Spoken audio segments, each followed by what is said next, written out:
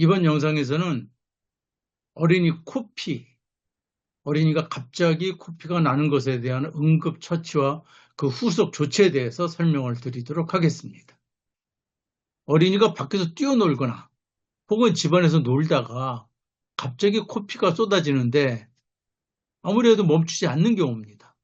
물론 이런 경우가 흔치는 않습니다만은 한번 나기 시작한 코피가 멈추지 않는 경우 상당히 당황스럽죠. 그래서 급하게 이제 내원을 하게 되는데 이런 경우 흔히 코피를 멈추기 위해서 고개를 높게 들고 그 다음에 이제 코 밑에 코뼈 바로 밑부분을 지그시 눌러라 뭐 이렇게들 얘기를 합니다. 근데 요즘에는 고개를 드는 것이 아니라 고개를 앞으로 숙이도록 이렇게 앞으로 숙이고 코를 누르도록 콧등을 이렇게 살며시 누르도록 하고 있습니다. 그런 이유는 고개를 위로 쳐들었을 때 나는 코피가 뒤로 넘어가면서 기도를 막을 수 있다. 뭐 이런 이유에서 앞으로 숙이도록 합니다. 그런데 이게요, 뒤로 제낀다고 해서 너무 많이 제끼는 것도 문제지만은 또 앞으로 숙여가지고 기도를 유지하게 한다. 이것도 좀 문제가 있습니다. 왜냐면은 이렇게 앞으로 숙였을 때 코피가 쉽게 멈추지 않을 수도 있기 때문입니다.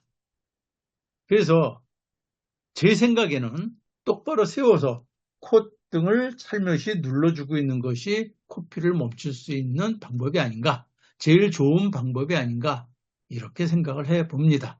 자, 그러면은 멈추지 않고 계속 흐르는 어린이 코피 어떻게 응급처치를 해야 되는지 지금부터 상세히 설명을 드리도록 하겠습니다. 관련된 프린트 내용을 보면은요, 코피, 연우 100g 갈아 복용 제가 이렇게 써놨습니다. 이 연우라는 것은 연근을 얘기합니다. 자, 거기 이해를 보시면요, 특히 소아의 코피가 멈추지 않을 때 생연근입니다. 생연근 100g을 갈아서 마시도록 하면 코피가 멈춘다. 이제 이런 내용입니다. 여기서 지금 말하는 코피는요, 코 속을 손가락으로 후벼 파거나 혹은 어떤 충격이 가해져서 코에 혈관이 터졌거나 그런 것이 아니고 놀다가 갑자기 코피가 나는 그런 경우입니다. 진단을 보시면은 코피의 원인이 간심화 상승이다. 이렇게 써놨는데요. 보통 이제 간심화 상승 그러면 스트레스를 꽉 받아가지고 혈류량이 높아지면서 그러면서 이제 열이 위로 치솟는 것, 이제 이런 경우를 얘기하는데 여기서는 어린이가 액티브하게 놀면서 나타나는 현상이기 때문에 스트레스에 의했다기보다는 생리적인 작용 중에 하나다. 이렇게 보시는 것이 오히려 옳습니다. 다시 말해서 이 말은요, 병이 아니다. 이 말이죠. 그럴 수 있다. 어린이들은 코피가 자주 날 수 있다. 그것은 과히 걱정할 것이 아니다. 뭐 이런 것으로 보시면 됩니다. 이 코 속에는요, 아주 작은 혈관들이 굉장히 많이 분포가 되어 있는데 그 혈관의 벽이 다른 부위에 비해서 좀 약합니다. 그러니까 심장에서 혈액 박출량이 조금 많아지게 되면은 그 압력으로 인해서 코피가 나게 되는데, 자, 이때요, 코피는 크게 두 종류로 나누어집니다. 자, 잠깐 그림을 보고 설명을 드리도록 하겠습니다.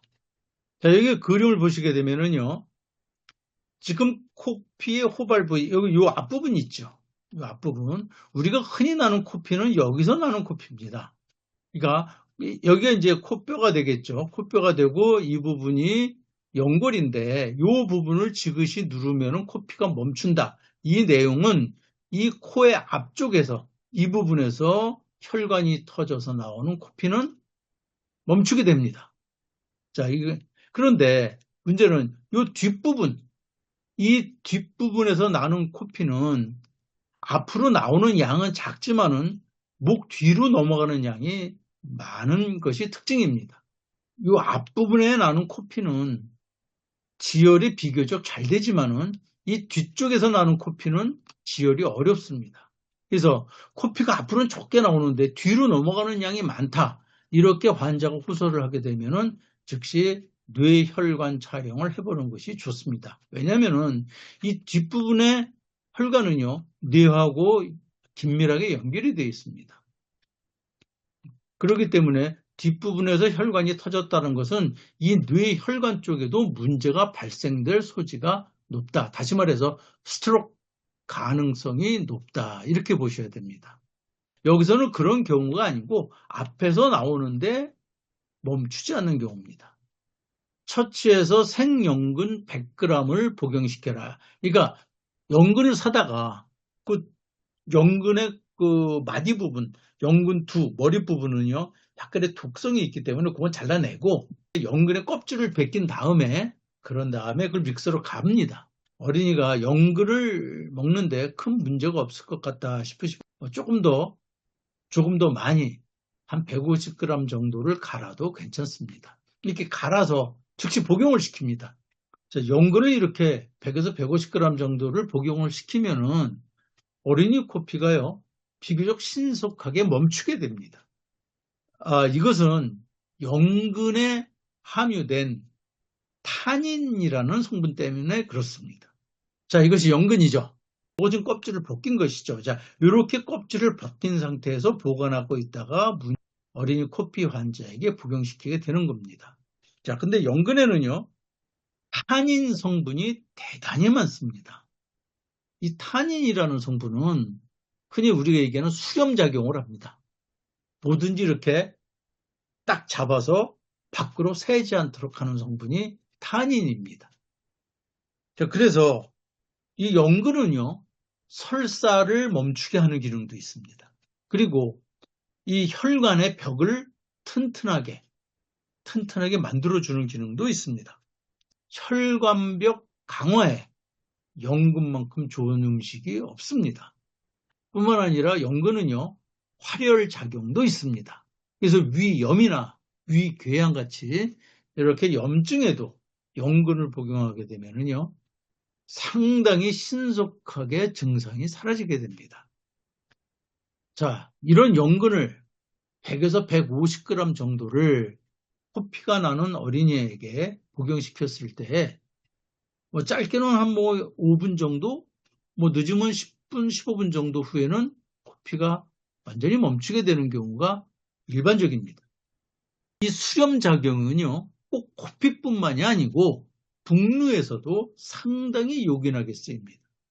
출산 이후에 피가 멈추지 않고 계속 하혈을 하는 환자한테도 연근은 대단히 큰 효과를 볼 수가 있습니다. 이 타닌 성분이 다른 음식이라든가 다른 약재에 비해서 엄청나게 많이 함유가 되어 있기 때문에 지혈작용 상당히 뛰어납니다. 뿐만 아니고 소화기관이 냉해서 오는 설사에는요, 감초 그리고 건강 그리고 이 연근을 같이 처방을 해서 복용을 하게 되면은 거의 대부분의 설사는 멈춥니다. 그 내용을 볼까요? 여기 후속 치료에 제가 사망사심탕 3g을 써라 이렇게 했는데요. 이런 경우는 하루에 한 번 저녁에 식후에 복용하도록 하는 것이 좋고요. 용량은요, 그 어린이의 건강 상태 혹은 체력 조건을 감안하셔가지고 3g 이하, 2g이나 1.5g도 처방이 가능합니다. 그러니까 이것은 상황에 따라서 처방 용량은 결정하시는 것이 좋을 것 같습니다.